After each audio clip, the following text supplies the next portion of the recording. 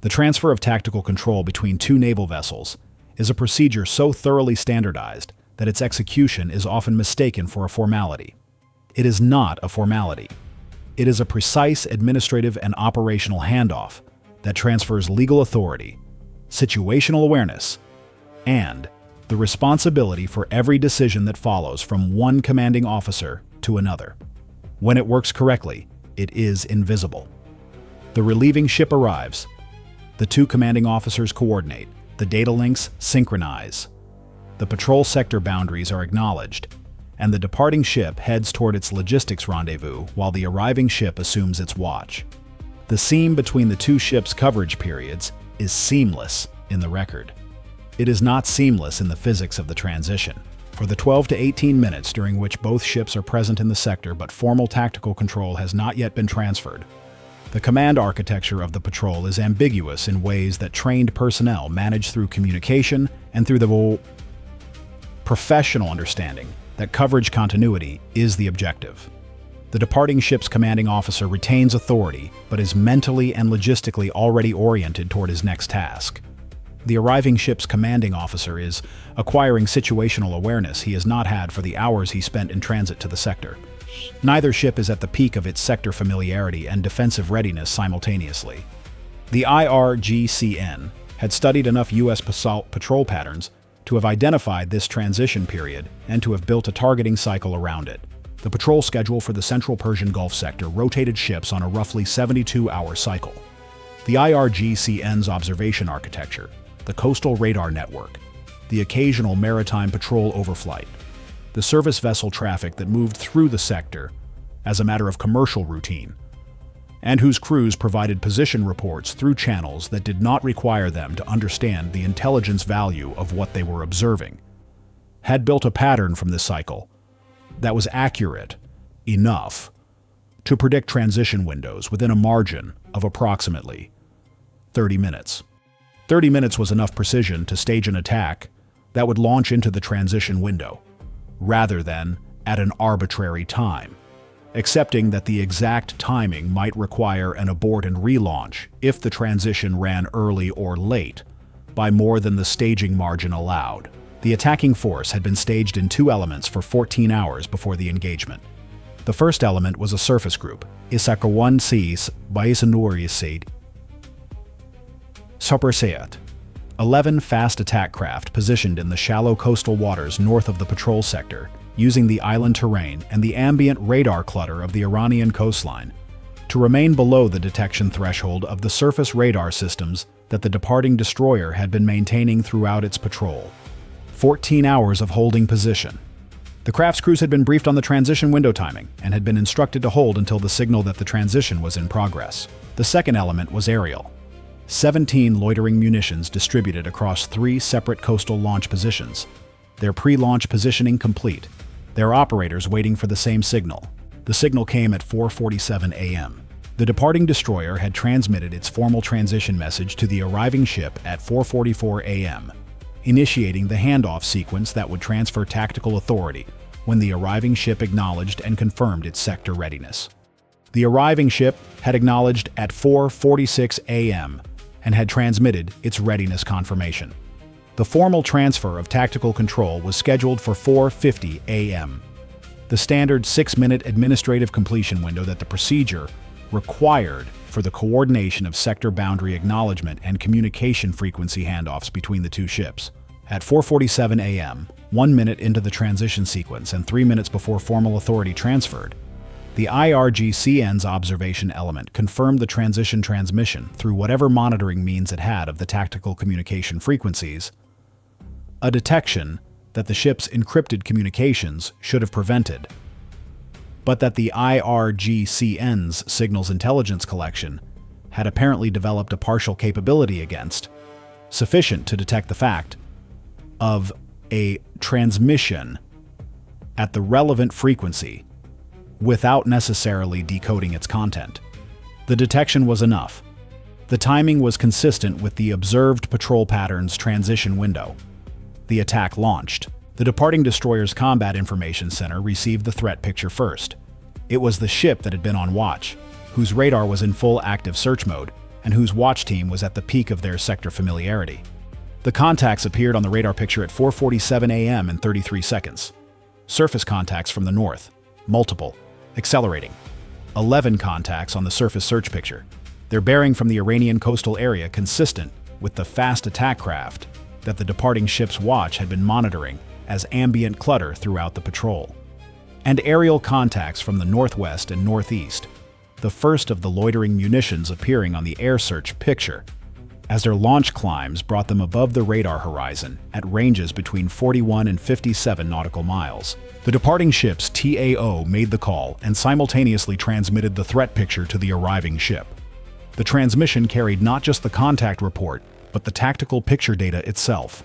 The radar tracks, the classifications, the bearing and range data. Through the data link that the two ships had established as part of the transition procedure, the arriving ship received it. The problem was not information. The problem was authority. The arriving ship's Combat Information Center at 4:47 a.m. had been a space-oriented toward orientation rather than engagement.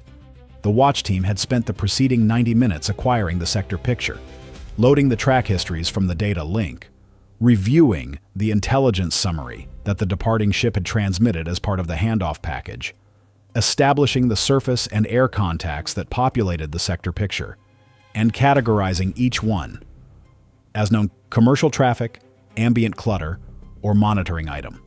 The arriving TAO was building the mental model of the sector that effective tactical management required, and he was building it from data rather than from the direct lived experience of watching the sector evolve in real time over the preceding 72 hours. When the threat picture arrived through the data link at 4:47 a.m. and 40 seconds, the departing ship's radar picture, full resolution, with the surface contacts from the north and the aerial contacts from the northwest and northeast already classified and bearing dated. Verstanden. Arriving TAO had a complete tactical picture in a single data burst.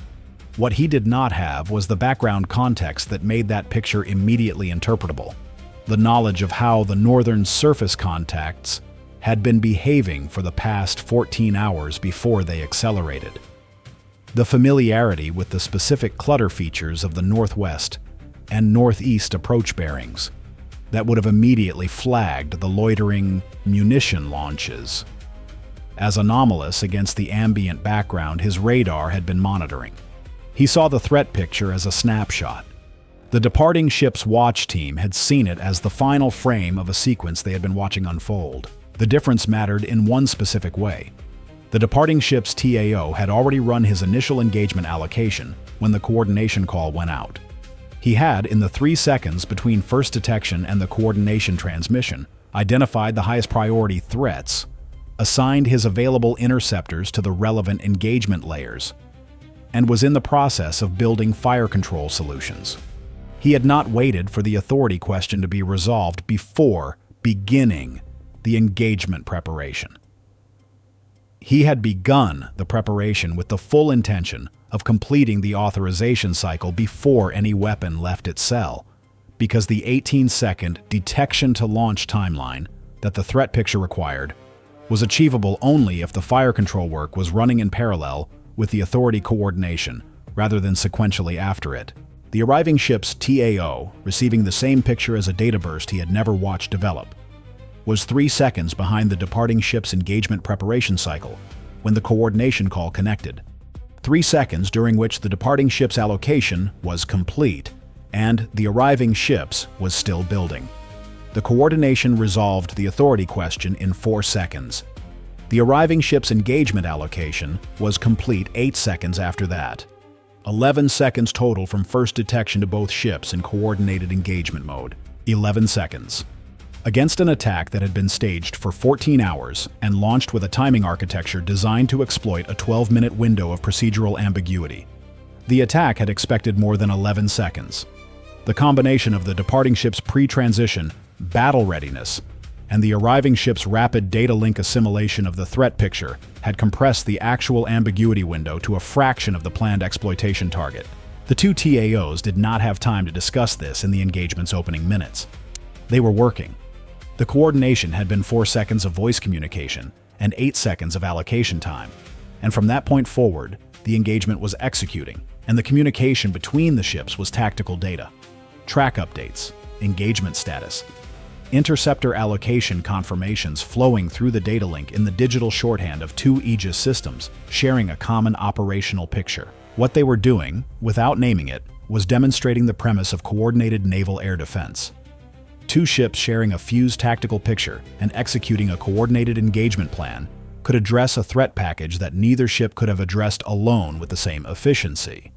The departing ship's sector familiarity and the arriving ship's fresh interceptor inventory were complementary resources. The coordination that integrated them had taken 11 seconds to establish, and had been functioning at full effectiveness for the duration of the engagement's active phase. 11 seconds to establish the coordination that the attack had been designed to prevent. The formal transfer of tactical control had not completed. The departing ship retained authority, but the departing ship was on the far side of a transition that had mentally and logistically already begun. Its commanding officer had been orienting toward his next task. His watch team had been in the administrative mode of a handoff sequence, and the sudden reversion from handoff to full combat engagement required a cognitive gear change that trained personnel executed, but did not execute, instantaneously. The arriving ship's commanding officer had superior situational awareness of the threat picture. He had received the data link update, and his ship had not been running through a transition sequence. But he did not have authority to engage without the departing ship's coordination. 4 seconds of coordination communication between the two commanding officers at 4:47 a.m. and 51 seconds resolved the authority question. The departing ship's commanding officer transmitted the engagement release that delegated authority to the arriving ship and confirmed that both ships would engage simultaneously under coordinated fire. This was legally and procedurally correct and operationally sound. It had taken 4 seconds. In 4 seconds, the loitering munitions had closed approximately 300 meters, and the surface contacts had closed approximately 150 meters. 4 seconds. Significant. Not fatal. But the IRGCN had been counting on more than 4 seconds of confusion. What they had not fully accounted for was the specific training focus that the departing destroyer's crew had received in the 72 hours before its final patrol cycle. The commanding officer of the departing ship had reviewed the transition window threat assessment that Fifth Fleet's intelligence update had included in the sector briefing materials, had identified the transition period as the highest risk interval of the patrol, and had directed his watch team to maintain full combat readiness posture through the entire transition sequence regardless of the administrative activity it involved. The watch team was at battle stations capability, not formally at battle stations, but at the mental and physical readiness level that designation implied. When the contacts appeared, the coordination call was 4 seconds because the watch team on the departing ship was already at the boards when the contacts appeared, not transitioning to them from an administrative mode. The coordinated engagement opened at 4:48 a.m. and 3 seconds. The departing ship engaged the aerial threats on the northwest and northeast bearings, its sector familiarity giving it the better targeting geometry against the loitering munitions, whose approach bearings had been in its radar picture throughout the patrol. SM-6 from the forward, VLS, against the northwest contacts. 2 interceptors for the 3 leading contacts, accepting the 1-for-1 deficit against the leading echelon in favor of the engagement rate that the SM-6's active seeker supported. SM-2 from the aft VLS against the northeast contacts, whose approach bearing provided a cleaner semi-active guidance geometry from the departing ship's current position. The arriving ship engaged the surface contacts from the north, its approach vector having placed it in a more favorable geometry against the surface threat axis than the departing ship's sector position offered.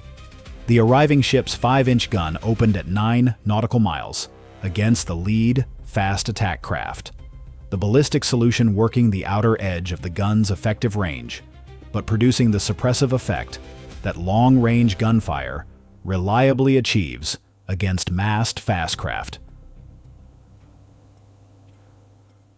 2 of the 11 contacts broke from the formation's approach bearing, their course changes suggesting hull damage or a crew decision that the engagement geometry had become unfavorable. 9 contacts remaining from the northern surface group. The arriving ship's CIWS mounts were in automatic mode. The ship's own SM-2 inventory was allocated for the aerial layer if the departing ship's engagement did not fully resolve the loitering munitions before they reached the inner ring. The departing ship's first SM-6 salvo connected against 2 of the 3 northwest loitering munition contacts at 38 and 35 nautical miles. The third northwest contact survived the first salvo and was engaged by a follow-on SM-6 at 30 nautical miles. 3 northwest contacts eliminated. The northeast SM-2 engagement proceeded simultaneously. 3 SM-2 interceptors against 4 northeast contacts. The fire control system accepting 1 unallocated contact in the northeast outer ring to conserve SM-2 inventory for the middle ring. First SM-2, northeast intercept at 41 nautical miles. Second SM-2 at 38 nautical miles. Third SM-2 at 34 nautical miles. 1 northeast contact survived the first SM-2 wave and was allocated a follow-on SM-2 from the aft cells. While the aerial engagements were running, the surface situation was developing on the arriving ship's primary engagement axis. 9 fast attack contacts, closing from 11 nautical miles at 40 knots.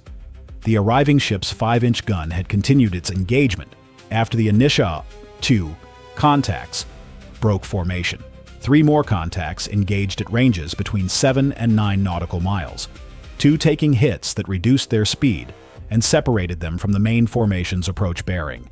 4 contacts remained in the approach formation at 6 nautical miles, their speed sustained, their bearing direct to the arriving ship's position. The arriving ship allocated SM-2 to the surface contacts, an employment of a VLS interceptor against a surface target that was operationally non-standard, but that the engagement geometry and the approach speed of the contacts justified. 2 SM-2 interceptors from the arriving ship's aft cells, their guidance solutions built against the surface radar tracks of the fast attack contacts. Both connected, 1 at 4 nautical miles, 1 at 3.2 nautical miles.